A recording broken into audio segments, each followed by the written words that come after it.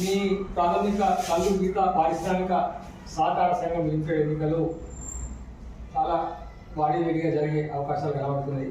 ఎందుకంటే గత 25 సంవత్సరాల క్రితం ఈ గుడి ప్రారంభమైంది. అప్పటి నుంచి ఇప్పటి వరకు కూడా ఎప్పుడు కూడా బ్యాలెట్ పేపర్తో ఎన్నికలు జరిగినటువంటి దాఖలు లేదు. మొట్టమొదటిసారిగా జరిగినటువంటి ఎన్నికల్లో కూడా మీ యొక్క బలాబలాలు ఏ విధంగా ఉన్నాయి? ముందుగా మీడియా మిత్రులందరికీ నా నమస్కారం. అట్లా సనాతన ధర్మం ముందు తీసుకుపోతున్న మా రాయమల్ గారు చైర్మన్ గారికి నమస్కారం తెలియజేసుకుంటూ, ఈరోజు మీరు అన్నట్టుగా మంత్రి గౌడ సంఘం చరిత్రలో బ్యాలెట్ ద్వారా ఎన్నికలు జరగడం అనేది మొదటిసారి. ఎందుకంటే ఇప్పుడు అన్నీ మనం మార్పులు వస్తాయి కాబట్టి కంప్యూటర్ దీన్ని కూడా చట్టబద్ధంగా నిర్వహించుకోవాలని చెప్పి మా గీతా గారు అందరూ ఆలోచన కాబట్టి మేము ఈ విధానాన్ని ప్రవేశపెట్టుకోవడం జరిగింది. ఇందులో ఇప్పుడు 11 మంది పోటీలో ఉన్నాం డైరెక్టర్. దాంట్లో 7కి మా గీత కార్మికులు ఎవరికి అవకాశం ఇస్తే వాళ్ళు ఎన్నికవుతారు. 2 మహిళలు యునానిమస్ ఎన్నికైంది పోటీ లేకుండా 9.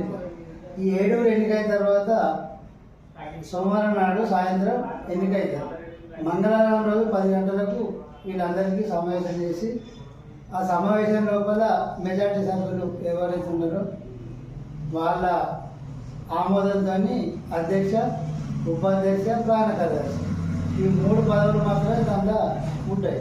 అంటే దానికంటే ముందు ఒక ఒప్పందం ఏం జరిగిందంటే, మా గీతా కార్మిక గౌడ పెద్దలు, కార్మికులు అందరి సమక్షం లోపల మేము సొంతంగా నిర్ణయం తీసుకోకుండా మాకు అధిష్టానం అనేది వాళ్ళే ఈ గెలిచిన అభ్యర్థులతో వాళ్ళే ప్రత్యేకంగా సమావేశం చేసి ఎవరైతే దాన్ని సమర్థులు ఉన్నారో, కార్మికులకు ఎవరు మేలు చేస్తారు, సంఘాన్ని ఎట్లా ముందుకు తీసుకుపోతారని ఒక నమ్మకంతో వాళ్ళే అధ్యక్షులుగా నిర్ణయం చేస్తారు, ప్రాణకార్యాలు నిర్ణయం చేస్తారు, ఉపాధ్యక్షులు నిర్ణయం చేస్తారు. ఆ 3 పదవులు అనేవి వాళ్ళ నిర్ణయం మేరకే వస్తాయి.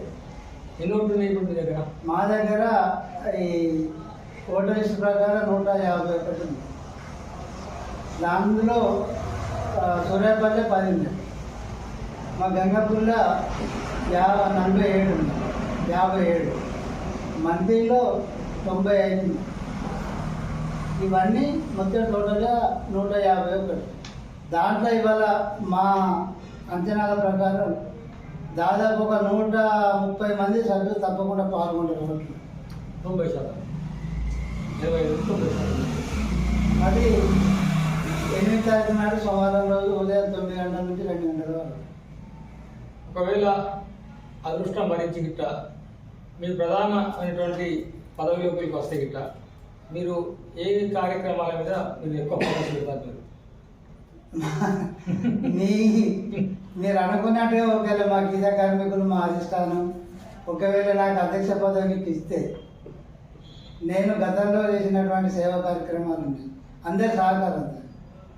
ఇప్పుడు కూడా ఒకవేళ అట్లాంటి అవకాశం ఇట్లా వస్తే మొదటి ప్రాధాన్యత గౌడ కాంప్లెక్స్ నిర్మాణం, 2వ ప్రాధాన్యత గౌడ కమ్యూనిటీ హాల్ ఉన్నాయి, దాన్ని పూర్తి స్థాయిలో వినియోగంలో తీసుకురావాలి. 3వది మా సొసైటీలో 176 పాలు ఉన్నాయి.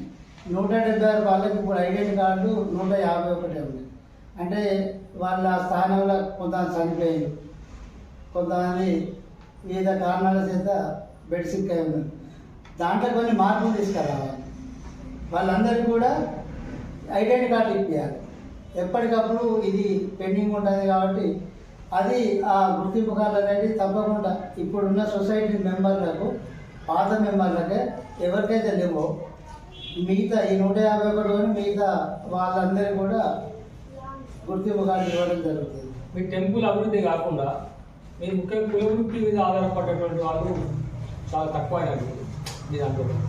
అటువంటి వాళ్ళని ప్రోత్సహించేది కోసం చెప్పండి. మీరు టెంపుల్ పరంగా ఏమైనా నిర్ణయాలు తీసుకుంటారు? దేవాలయం అనేది ఎండోమెంట్ పరంగా దానికి ఒక చైర్మన్ ఉంటాడు, పాలకవర్గం అని. కానీ మా అభిప్రాయం ఏంటంటే మా గౌడ సంఘం వారి చేతుల మీదకెళ్ళే పూజా కార్యక్రమాలు కానీ దాని నిర్వహణ కార్యక్రమాలు కానీ అన్నీ మా చేతుల మీదకెళ్ళే జరుగుతాయి. మా కులదైవం రేణుక ఎల్లమ్మ, ఆమె ఆశీస్సులతోని మేము తప్పకుండా కార్మికులకు ఇప్పుడు గతంలో ఏం జరిగిందనేది కాకుండా ఇప్పుడు ఈ ఏఐ కంప్యూటర్ యుగంలో మేము కూడా దాన్ని అవకాశంగా తీసుకొని తప్పకుండా అభివృద్ధి అనేది జరుపుకుంటూ ఆ అభివృద్ధి ఫలాలను మిగతా కార్మికులు అందరికీ కూడా సమానంగా వస్తాం అనేది మా ధ్యేయం.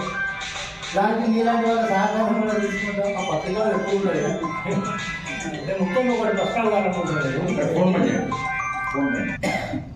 రేణుక ఎల్లమ్మ దేవస్థానం యొక్క భూమి పూజ చేసినటువంటి శ్రీపాదరావు గారు, ఆ తర్వాత శ్రీధర్ బాబు గారు ఆయన లోపల టెంపుల్ యొక్క ఇనాగ్రేషన్ జరిగింది. ఇప్పుడు ఆయన ప్రముఖమైనటువంటి ముఖ్యమైనటువంటి మంత్రిత్వ శాఖ లోపల ఉన్నాడు. ఆయన యొక్క సహకారాన్ని మీరు ఏ విధంగా ఆశిస్తున్నారు?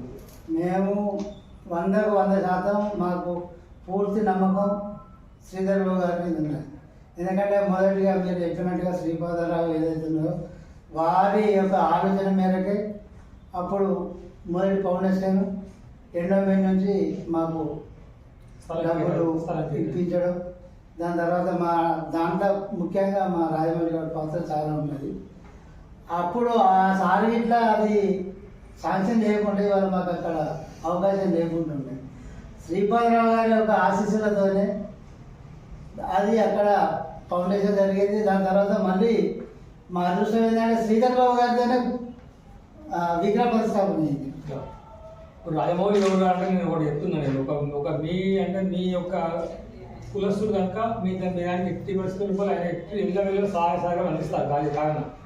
అదే కాకుండా భక్తుల లోపల ఎక్కడ ఏ ఆధ్యాత్మిక కార్యక్రమాలైనా కూడా ఆయన ముందుంటున్నాడు. కాబట్టి ఆయన యొక్క సలహా సూచనలు అనేటువంటివి మీకు చాలా ఉపయోగపడతాయి. మీకు ఆయన మీకు ఎక్కువ ఉందని ఉంటాడు. మీకు ముఖ్యంగా మీ యొక్క ఇంకొక ప్యానల్ ఇది ఒకటే ప్యానల్ టోటల్ మొత్తం అంటే పోటీదారులు వీళ్ళే మొత్తం. పోటీదారులలో మా సంఘం తరఫున యూనియన్ మాస్టర్ నిర్మాణం చేసినటువంటి 7 సంఘం చేసినటువంటి అభ్యర్థులు, ఆ 7 కాకుండా ఇంకా 4 ఇద్దరు మహిళలు కాకుండా ఇంకా 7 ఉన్నారు.